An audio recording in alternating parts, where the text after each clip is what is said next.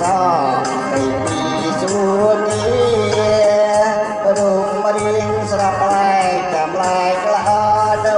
ទេពអប្សរពីពីសួរនេះថាតែនាងមកពីឋានណាហ៊ានក្លាលេងច្រាំងអត់អញអនុញ្ញាតណា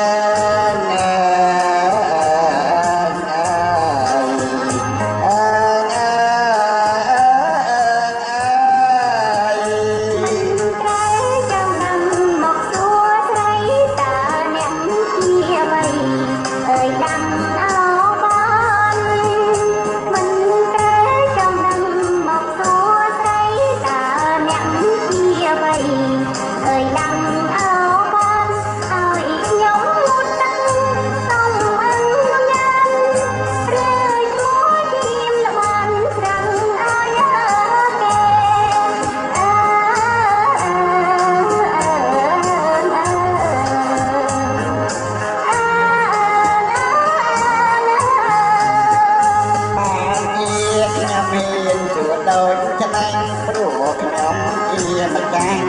ស្រះណាមានអើយបានជាខ្ញុំមានសួរដូចច្នៃព្រោះខ្ញុំជាម្ចាស់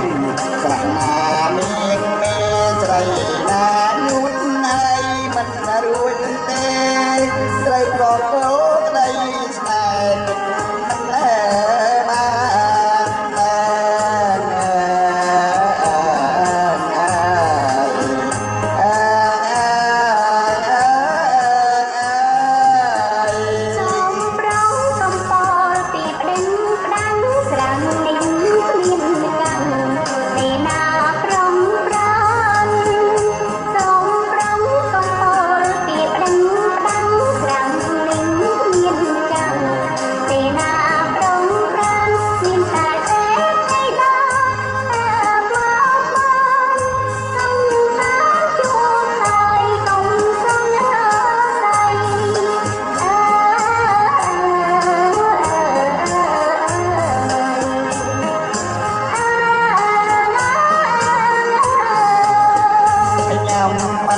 តែស្គាល់ពីទីដាមិនដឹងមា